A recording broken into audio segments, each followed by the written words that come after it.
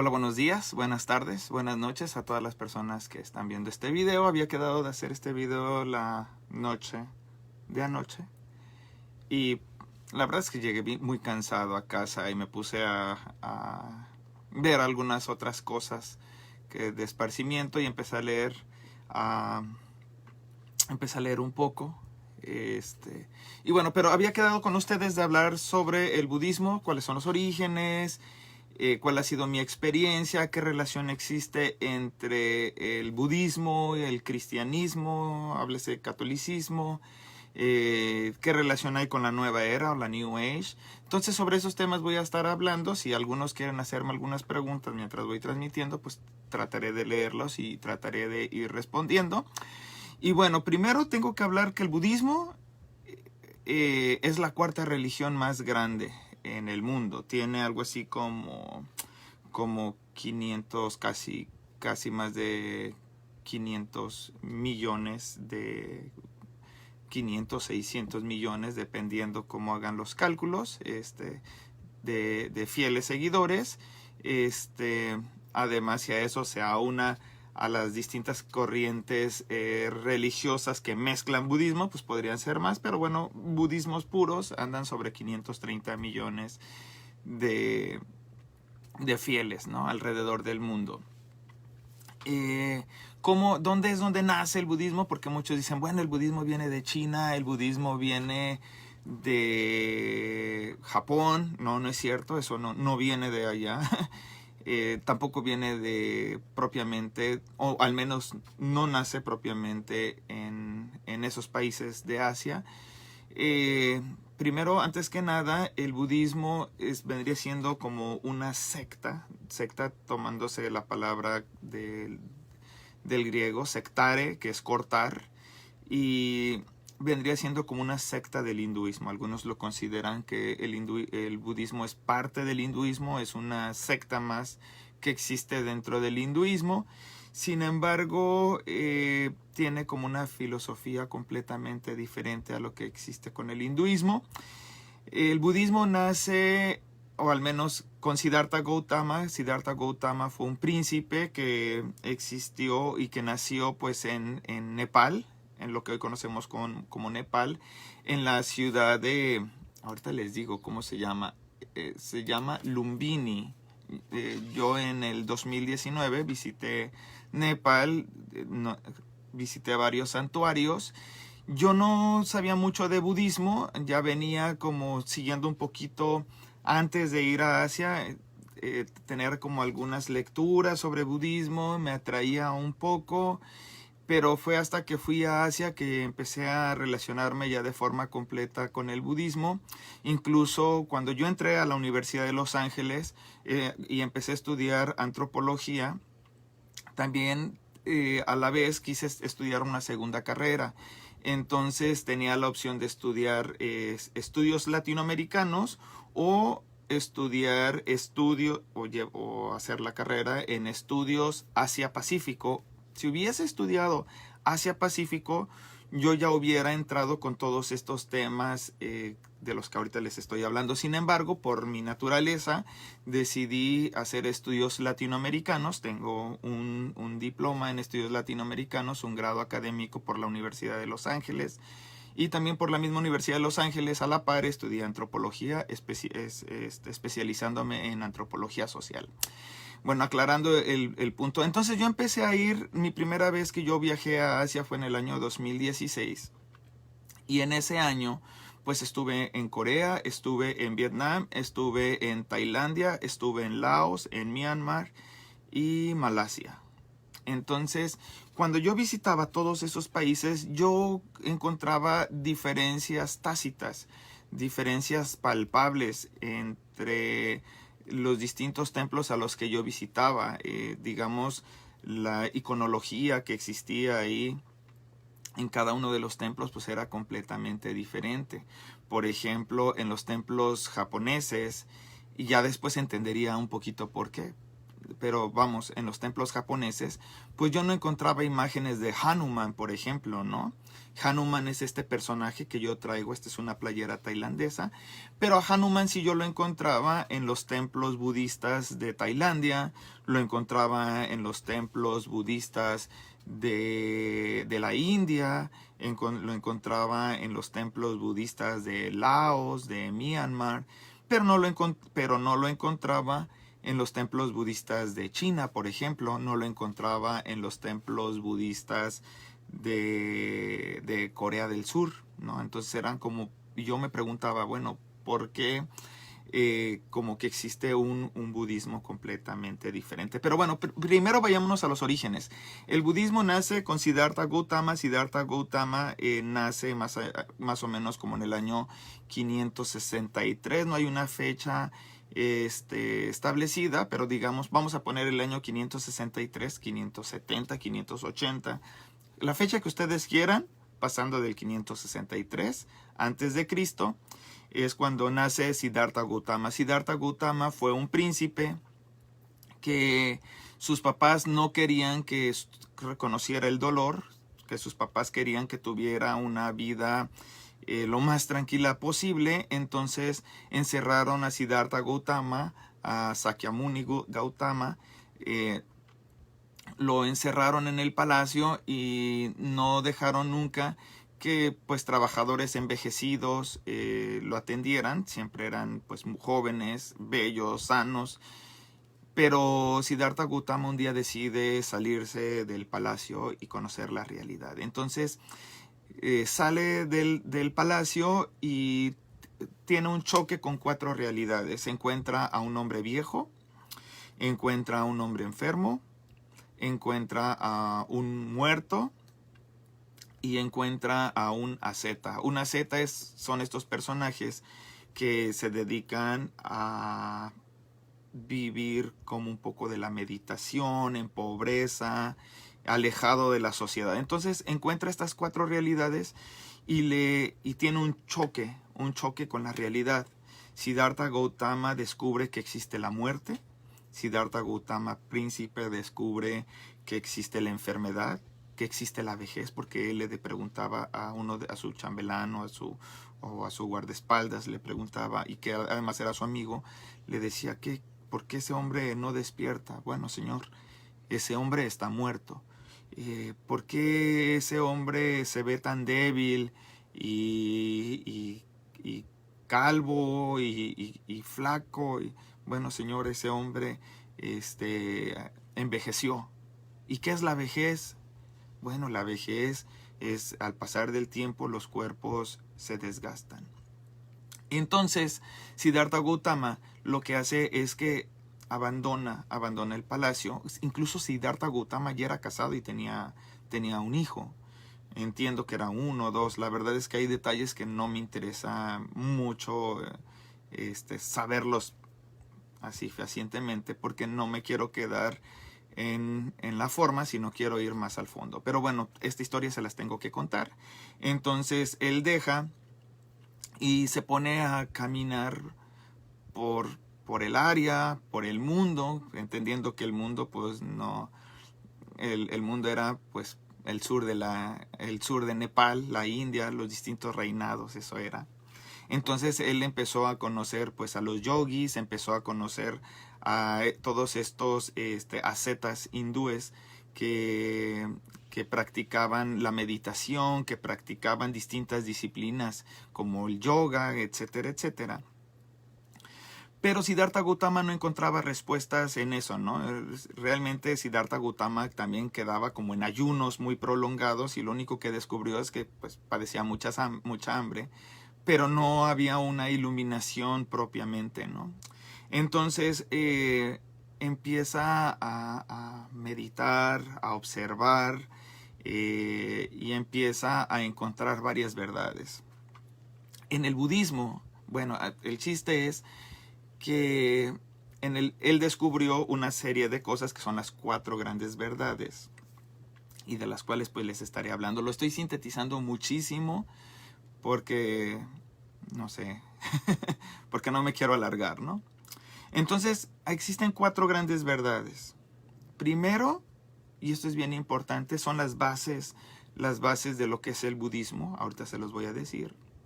Las bases de lo que es el budismo, al menos el budismo ortodoxo, que es el que de cierta forma, pues yo tengo influencias del budismo ortodoxo, que es el budismo Theravada. Aclaro, no soy como, no piensen que soy como propiamente un budista, yo soy católico. Sin embargo, pues mi naturaleza me hace ir más allá de solamente el saber las cosas, ¿no? Tengo que vivirlas como antropólogo, etcétera. Entonces, encuentra esas 4 grandes verdades. ¿Cuáles son esas 4 verdades? Primero, a diferencia de los cristianos, ellos no creen en el pecado. Los budistas creen que sí existe el sufrimiento. Bueno, que el sufrimiento existe. Luego, esa es la primera gran verdad. La segunda gran verdad que creen los budistas es que este sufrimiento se origina por el deseo. Por el deseo, y por ahí vamos, porque ahí hay mucha similitud con el catolicismo. Voy a hablar específicamente del catolicismo. Yo sé que podría tener similitudes con los distintos grupos cristianos, pero como son más a posteriori, estos grupos, voy a hablar sobre el cristianismo más antiguo, que es el católico. Podría hablarles de los ortodoxos, pero ya sería meterme en otro rollo.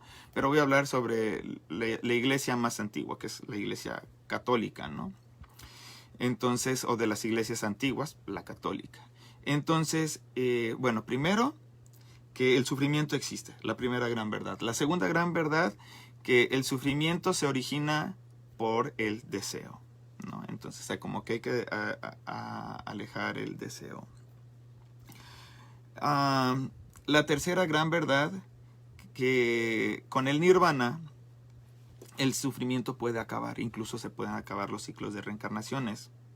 Y ahí, bueno, pues ya ahí entra una filosofía ya más teológica, más. Y que además, para poder lograr el nirvana, hay que seguir el camino óctuple, o sea, los 8 puntos que hay que seguir. Entonces, estos 8 caminos, estos 8 puntos que hay que seguir son muy importantes, porque entonces ustedes van a poder diferenciar si un día quieren aprender budismo, si lo que están aprendiendo es budismo o lo que ustedes están aprendiendo es solamente New Age, que tiene que ver con con los charlatanes, ¿no? Con la charlatanería. Entonces, el camino óctuple, que es una de las 4 grandes verdades, son 3. Primero, tiene que ver, no solamente los budistas, no solamente aprenden a meditar y hacer yoga y ese tipo de cosas que les han estado vendiendo, ¿no? En Occidente es lo que se vende. En Occidente se vende que el budismo es, vénganse, vamos a hacer budismo y vamos a recitar mantras y vamos a hacer meditación trascendental y yoga y la gente ya se cree budista. No es así. O sea, es como decir que el ser cristiano es bautizarte y gritar aleluyas por todo el mundo. No, esas cosas deben, el ser cristiano o el ser budista va más allá de el andar meditando y andarse poniendo en trance, ¿no? En realidad, el budismo es igual que el cristianismo. Primero se debe de buscar una sabiduría, una comprensión correcta de lo que es el budismo. Eso es parte del camino óctuple. Pero también hay una parte ética que es bien importantísima, ¿no? Por ejemplo, dentro de las conductas éticas podríamos encontrar que se debe de hablar de forma correcta, usar un lenguaje apropiado. No se puede ser budista y tener un lenguaje inapropiado. Se debe de actuar de forma correcta. No debes de estar engañando a las personas, cobrándoles de más. No debes de enriquecerte empobreciendo a los demás. Eso es lo que, por ejemplo, muchos de los que enseñan budismo es lo que hacen, ¿no? Te engañan, te dicen que te van a llevar a un nivel de trascendencia mental y espiritual más allá. y te están cobrando mucho dinero y te roban tu dinero y te esclavizan. Bueno, eso no es budismo, ¿no? Porque para ser budista se debe de hablar de forma correcta, se debe de actuar de forma correcta, se debe de tener un medio de vida correcto. Esos son parte del camino óctuple.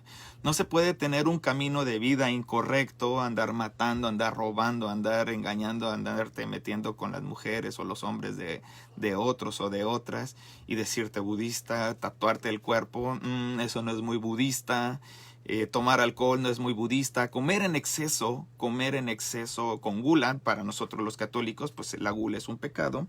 Para los budistas también es un mal hábito comer de más. Debe todo de moderarse completamente, ¿no? Entonces no se debe de quitar la vida a los animales, etcétera. No digo que sean vegetarianos tampoco, pero no se debe de matar por matar, ¿no? Es a lo que me refiero. Y obviamente también hay un entrenamiento que tiene que ver con la mente, con la atención, con la meditación. Eso también es parte del camino óctuple. Pero primero, no se puede ser budista y estar fregando al otro. No se puede ser budista y estar usando un lenguaje obsceno. No se puede ser budista y tener pensamientos malsanos. No se puede ser budista y estar deseando los bienes económicos, la riqueza, el poder. ¿Por qué? Porque aquí llega algo, y es algo que yo quiero comentar, que es bien importante, que tiene que ver con el apego. La gente, lo que sufre, el budismo sirve para dejar de sufrir. ¿Qué es lo que produce el sufrimiento? El apego. Entonces, hay personas que tienen apego, pues tienen apego al dinero, y entonces no pueden soltar el dinero porque sufren, ¿sí me explico? Pero ojo, porque aquí hay muchos líderes religiosos que es cuando te roban. Lo mismo pasa con el cristianismo. Te dicen, no, tienes apego al dinero, etcétera. Y te estafan, te quitan el diezmo, te quitan las primicias, te quitan las donaciones, y cuando te das cuenta no tienes absolutamente nada, bajo la promesa de que o vas a tener una mejor vida en el caso del cristianismo, o que vas a llegar a parar las reencarnaciones y vas a tener pues una mente más trascendental en el caso del budismo. Entonces aquí hay mucha gente que se ocupa de eso, ¿no? De robarte. Entonces realmente el budismo no quiere decir que tengas que quedar en la pobreza, ¿no? Como en algún momento lo hicieron, por ejemplo, como lo hicieran los cínicos, ¿no? Diógenes, en el caso de Diógenes, de Tebas. Pero esa es otra cosa, no voy a hablar de filósofos griegos. Entonces, ahí es lo importante. Entonces, el budismo no es tener una imagen de Buda, porque hay budistas que no tienen imágenes. Estoy pensando en Shoka Gakkai. Shoka Gakkai lo único que tienen es un papel que sirve para sus mantras, que es Nam-myoho Renge Kyo, ¿no? Así repetida infinidad de veces. Hay budistas que no tienen imágenes de Buda. Me gustaría enseñarles porque yo tengo ese documento de la Shoka Gakkai. Los Theravadas sí tienen imágenes, muchas imágenes, tienen una iconografía muy rica, pero también tienen mucha influencia del hinduismo, ¿no? Por ejemplo, en Tailandia yo puedo ver imágenes de Ganesha, puedo ver imágenes de Hanuman, puedo ver imágenes del rey de las serpientes, ¿no? Se me ha olvidado, no puedo recordar todo. Pero de Shiva, de Brahma, o sea, tienen imágenes, ¿no? De los dioses principales, incluso del hinduismo, que es Shiva, Vishnu, Brahma, son los tres principales dentro del hinduismo. Pues bueno, ellos lo tienen, pero por ejemplo el budismo de Vietnam, por ejemplo, tienen a Maitreya, que es este Buda chino, que es muy gordo. Pero ese Buda chino muy gordo, conocido como Maitreya, no lo conocen por ejemplo, en Tailandia no lo conocen, en Laos no lo conocen, En Nepal no lo conocen, ¿no? Porque siempre la imagen de Sakyamuni Buda es muy, muy flaco. Bueno, luego tienen Buda, cuando Siddhartha Gautama un día encuentra pues la iluminación, entiende todos estos secretos y él no escribió nada, de hecho, ¿no? Él no escribió nada, pero sí existen libros que son como para nosotros lo que vendría siendo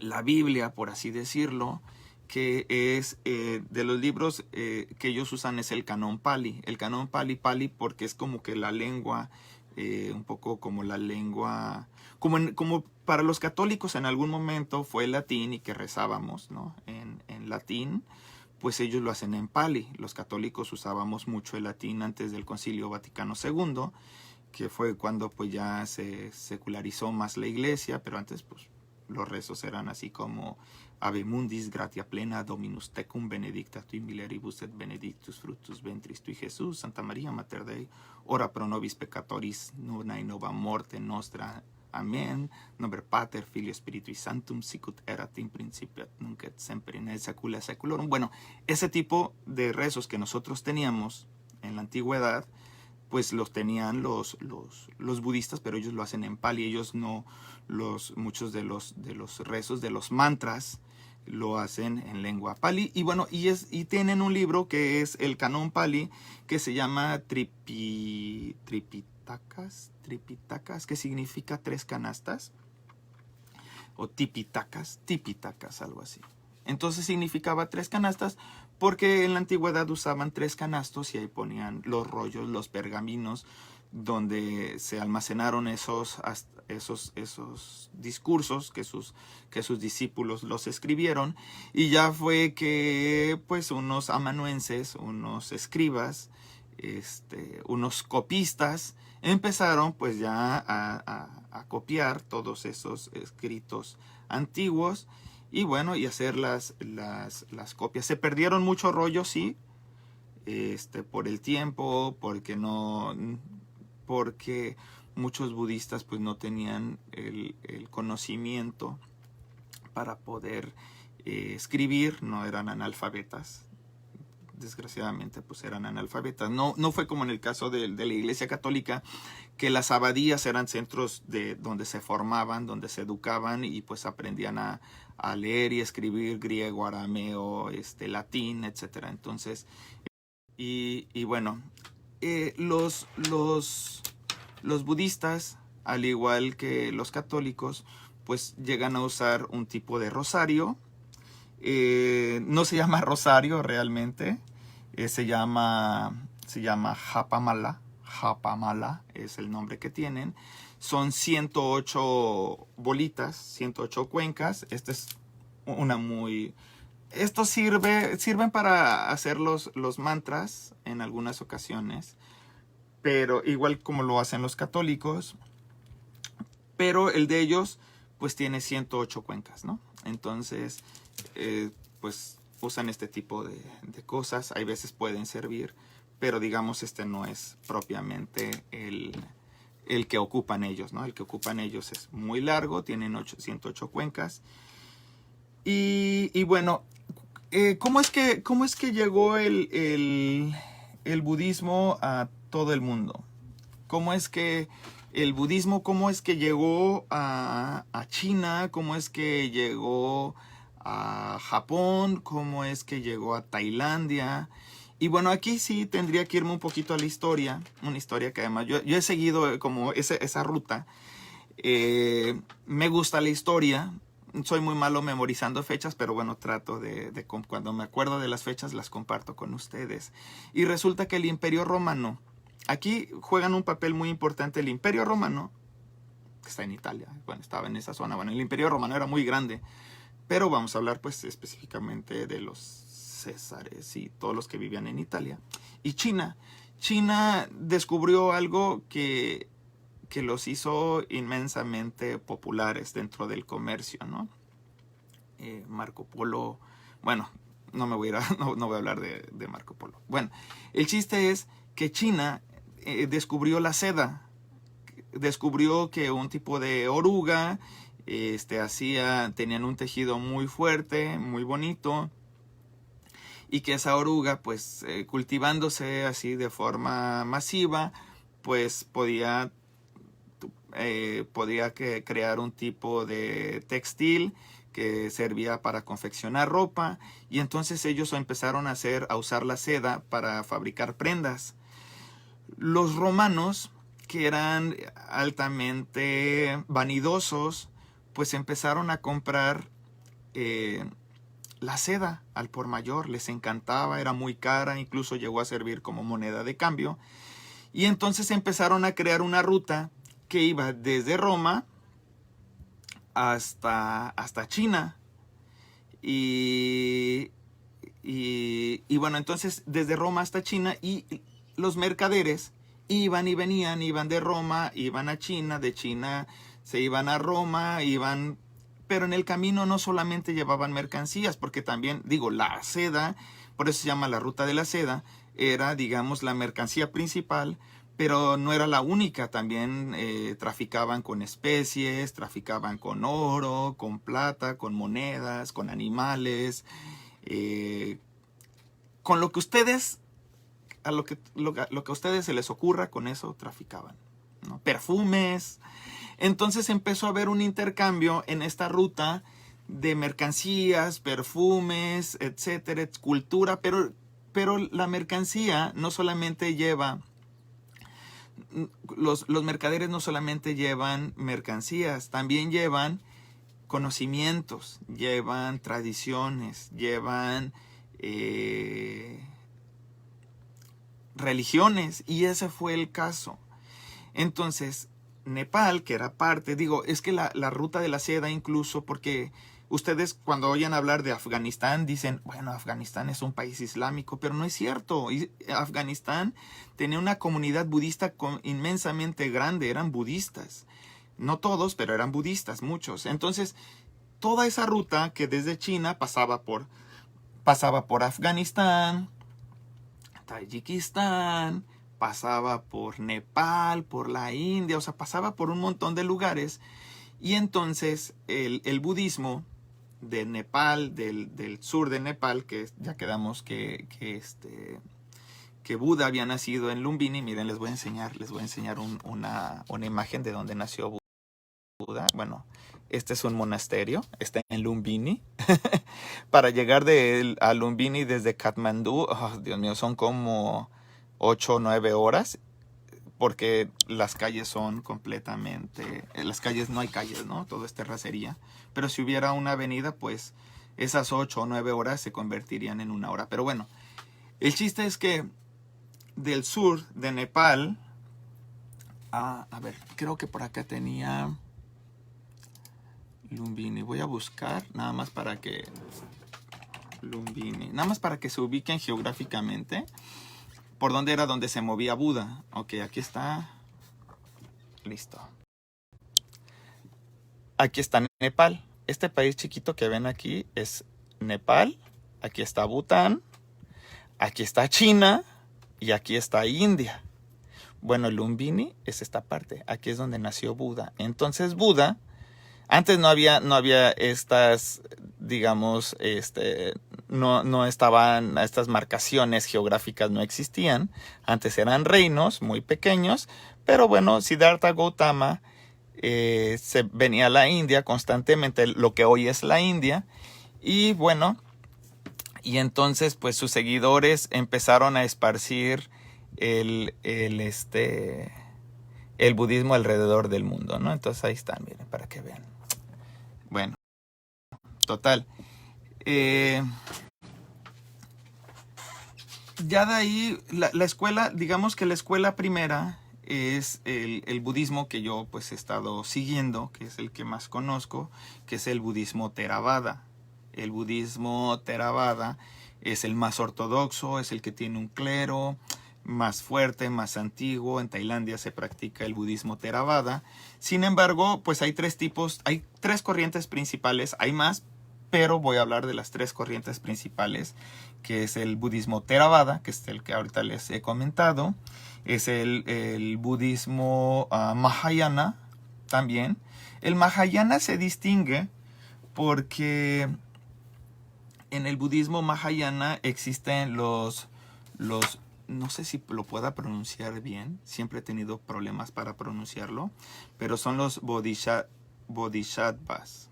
Los bodhisattvas son aquellas personas que han logrado la iluminación, que ya han logrado un grado alto de budeidad, o sea, de ser Buda, porque Buda es un estado, no es una persona, ¿no? O sea, todos podemos, dentro de la teología budista, todos podemos ser Budas, o sea, todos podemos alcanzar la iluminación.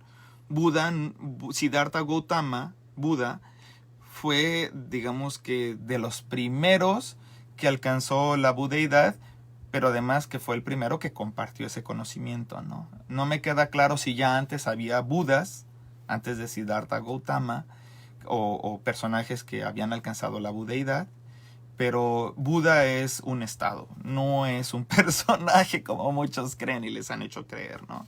Entonces, está el budismo Mahayana. Dentro del budismo Mahayana, pues están los bodhisattvas, y luego está el budismo que se practica también en Nepal, en algunas abadías que están en Nepal, que también están en el Tíbet, ¿no? Que es el Vajrayana. El budismo Vajrayana es un budismo pues ya más tántrico, es difícil, hay muchas reglas, hay tantras, no sé. Sin embargo, también algo que les quisiera comentar es que el budismo, conforme iba llegando a cada país, se iba mezclando. Si algo tiene el budismo es que se sincretiza, es decir, que se mezcla. No hay un budismo puro, no hay un budismo que tú digas, esto es la pureza completa. Incluso yo me acuerdo que hace varios años tuve un diálogo con una abadesa, una monja abadesa, la líder, tuvo la humildad de platicar con su servidor y me concedió una entrevista de hora y media más o menos, donde yo podía preguntarle varias cosas. Y una de mis preguntas fue, ¿cuál es el budismo verdadero? Y ella me decía que existían distintas escuelas de budismo y que ninguna estaba mal. O sea, como que a la vez no quiso meterse en problemas, pero que yo tomara el que más me sirviera. Eso pasó, pero bueno, ¿cómo es que se va mezclando el budismo alrededor del mundo? Bueno, cuando llega a China, por ejemplo, el budismo se mezcla con el taoísmo y el confucianismo. Es por eso que la comunidad china tiene como roles muy específicos para cada tipo de personas. Allá no existe o no existía. A ver, vamos a matizar porque muchas cosas tienen que ver con cuestiones históricas y que a lo mejor hoy en día es completamente diferente.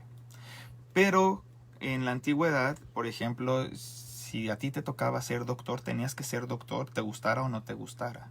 Bueno, háblese farmacéutico, ¿no? Que era lo mismo. Si a ti te tocaba ser campesino, tenías que ser campesino y tu rol era de ser campesino. Y todo funcionaba acorde a lo que a ti te tocaba hacer. Porque habías nacido dentro de un grupo de campesinos, entonces no podías aspirar a otra cosa, pero te correspondía hacer que funcionara la sociedad en perfecta armonía. La armonía era muy importante. Entonces, ¿de dónde viene la armonía? ¿Es del budismo? Sí, de cierta forma, pero realmente esto tiene que ver más con el confucianismo, que es el que establece los roles, y el taoísmo, que es ya como una cosa más como un poquito más etéreo. En el caso de Japón, en Japón el budismo se mezcla con el sintoísmo. El sintoísmo es otra religión. El sintoísmo tiene sus propios ritos, pero se mezcla perfectamente con los con el sintoísmo. En Corea, por ejemplo, con el chamanismo, ¿no? Se mezcla con el chamanismo y bueno, tenemos otro tipo de budismo completamente diferente al que hay en China y al que hay en Japón. En Nepal, en Tailandia, que es el que yo conozco, porque bueno, he conocido muchos templos, digo, he estado en distintas provincias, la gente, ustedes verán, mucha gente ahorita está comentando y son de Tailandia, porque creo que tengo más amigos tailandeses que en Estados Unidos. ¿Y por qué lo digo? Porque he ido 7 veces a Tailandia, 7 veces, y he estado mucho tiempo en Tailandia. Y me encanta Tailandia. Yo siempre he considerado que Tailandia es mi tercera nación. Después de México, Estados Unidos, Tailandia es muy importante para mi formación, para mi formación personal. Tailandia, conozco mucho de Tailandia, pero mucho menos, muchísimo menos que los tailandeses, eso sí. No, o sea, tampoco soy un sabio. Pero me he empapado de la cultura de Tailandia. Y bueno, ¿qué es lo que sucede en Tailandia? En Tailandia pues existe el animismo, es decir, que los espíritus, las ánimas, juegan un papel muy importante. En Tailandia, por ejemplo, se tiene afuera de la casa, como parte de los rituales budistas,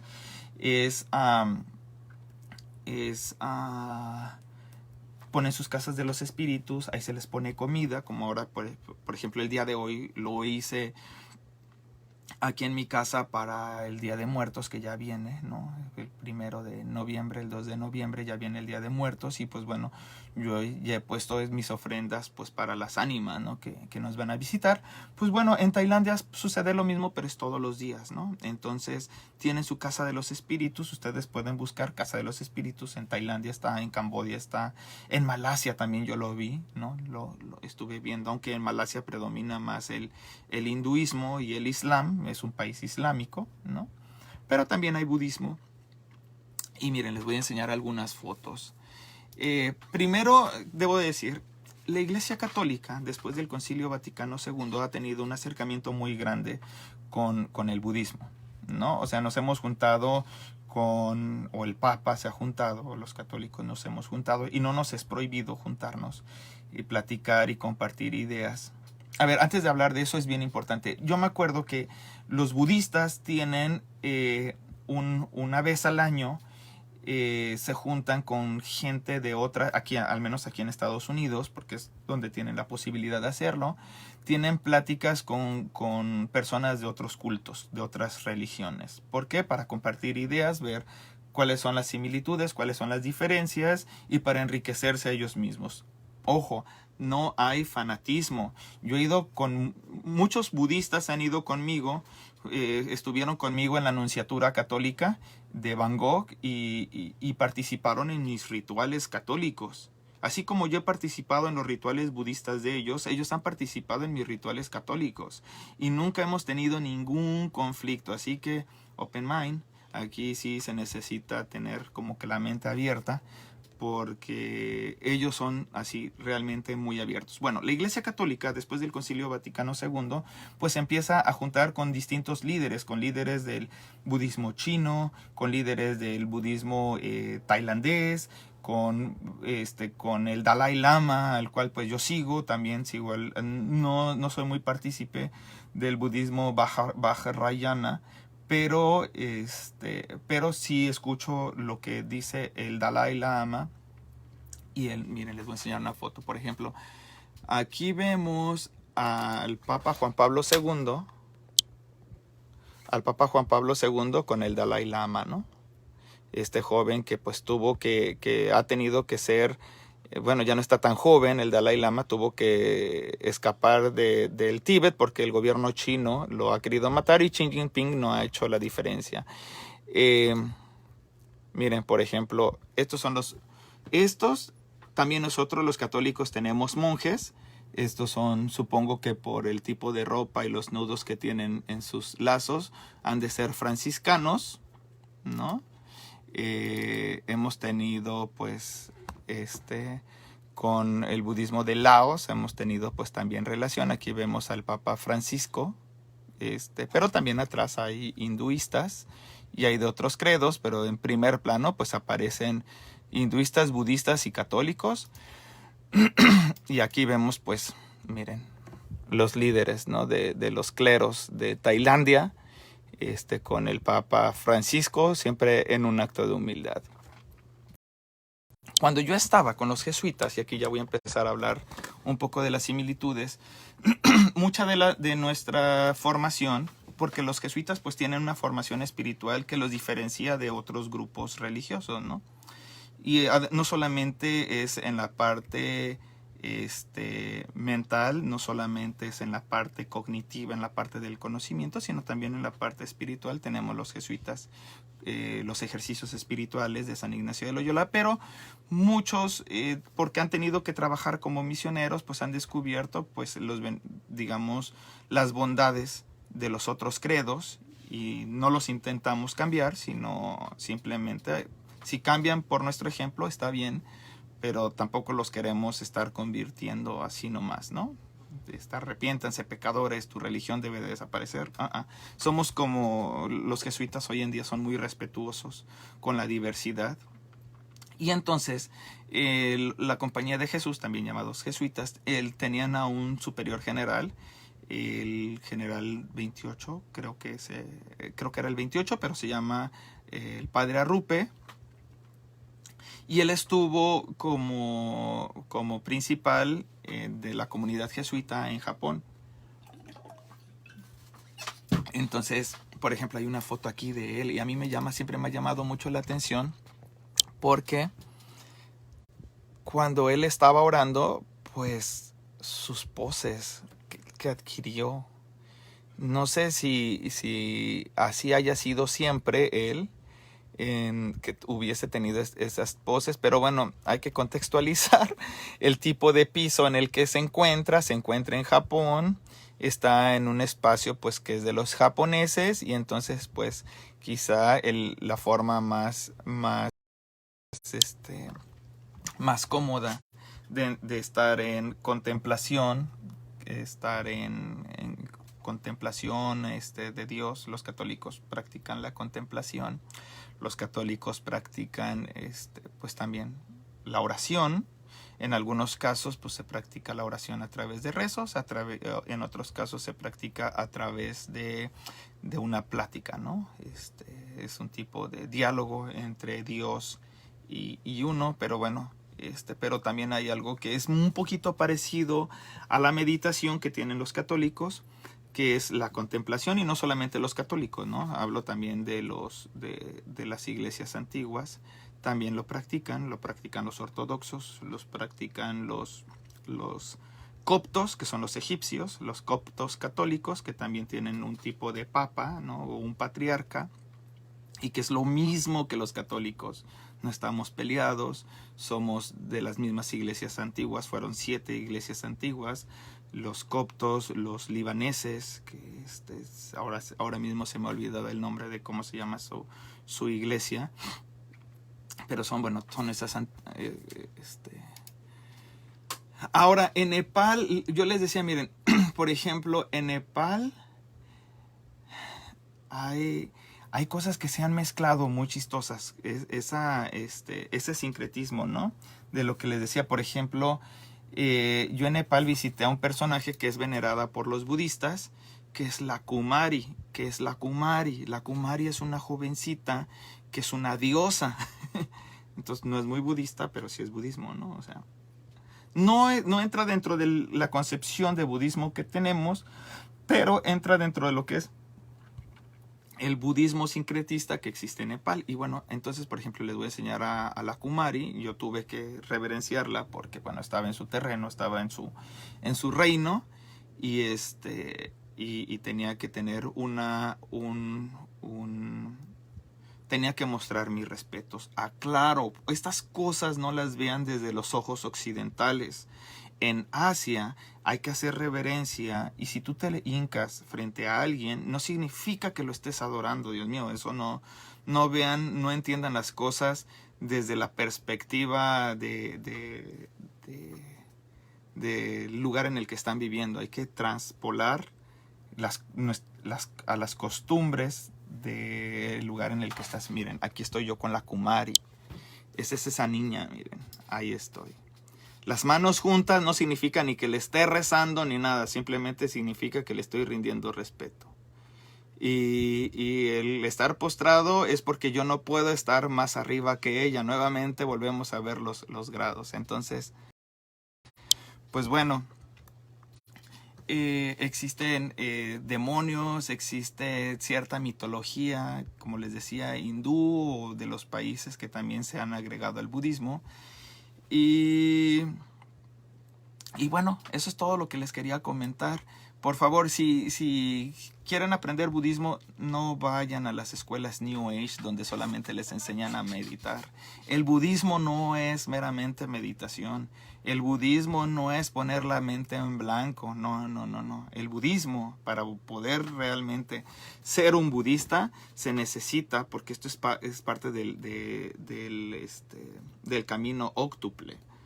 Tú no puedes ser budista si actúas mal. Primero, si tienes apegos.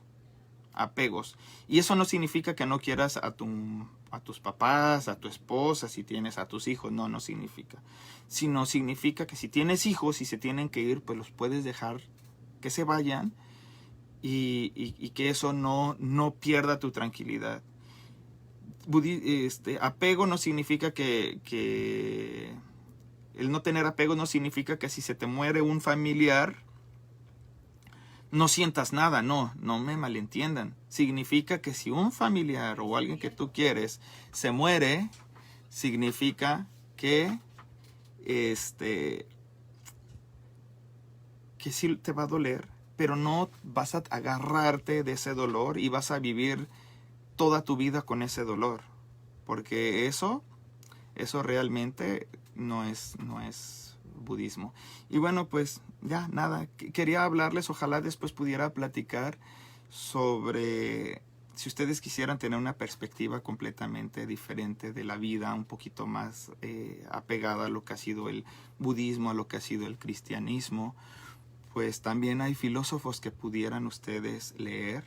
La filosofía no necesariamente es aburrida. La filosofía no solamente es Nietzsche, o Friedrich Nietzsche, o Kant, o Aristóteles o Platón, sino también hay libros que son muy simples, muy simples, y que te pueden dejar enseñanzas como la que te dejaría la sabiduría budista, la sabiduría sufí, que el sufismo es parte del Islam. Ojalá pueda tener la oportunidad de hablar sobre el sufismo, porque estuve con sufíes en Turquía y estuve participando en rituales sufíes con los turcos, ¿no?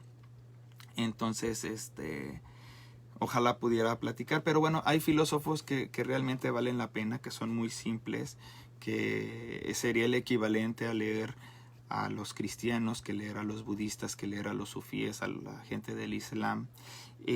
No sé, de repente de los filósofos, y ya con esto termino, se me ocurren, por ejemplo, a los cínicos como Diógenes de Tebas, a Antístenes también es uno muy bueno. Leer a los estoicos. De hecho, acabo de leer un libro de un estoico. En el caso de Séneca, tiene un libro muy bueno, muy simple, se los recomiendo muchísimo. Ojalá pueda platicar de él. Lo pueden leer porque además está como que muy fragmentado. Lo pueden leer un fragmentito un día, otro fragmentito otro día. Es muy simple. Lo pueden encontrar en internet. Está como, supongo que debe de estar en HTML. No sé si lo buscan en YouTube. Tal vez puedan encontrarlo en YouTube como audiolibro. Se llama De la brevedad de la vida. Ese libro que leí puede ser muy rápido, pero yo les recomiendo que como que se tomen su tiempo. De la brevedad de la vida, de Séneca. Pueden leer pues a Epicuro que pues hablaba que la felicidad se puede conseguir de cosas que son alcanzables, y lo que no es alcanzable pues te provoca infelicidad, y pues para qué, ¿no? Tenerlo. Entonces, Epicuro también sería muy bueno leerlo, es muy simple. Epicuro, que decía que la mayor riqueza son los amigos. El Epicuro vivió y murió rodeado de amigos, llevaba una vida, todos estos llevaban vidas muy simples y sería el equivalente a, pues, a aprender budismo, sería el equivalente a aprender la esencia del cristianismo, sería el equivalente a aprender hinduismo. Pues bueno, con esto termino. Muchísimas gracias a las 3 personas que estuvieron viendo este video, que se tomaron la molestia de llegar hasta este punto. Gracias Pamela, gracias Gabriela, gracias a Nowak, César, Amon, a la familia Osaeta, a los Osaeta de México, a los Osaeta de Filipinas, que entienden un poquito de español, porque pues en Filipinas se llegó a hablar español. Era como la lengua docta antes de 1989, que fue cuando España pierde a Filipinas después de la guerra con Estados Unidos. Gracias a Valeria también, a Marta, a Mari y a toda la gente pues de Tailandia, que siempre me enriquece con su sabiduría. No me queda más que decirles adiós.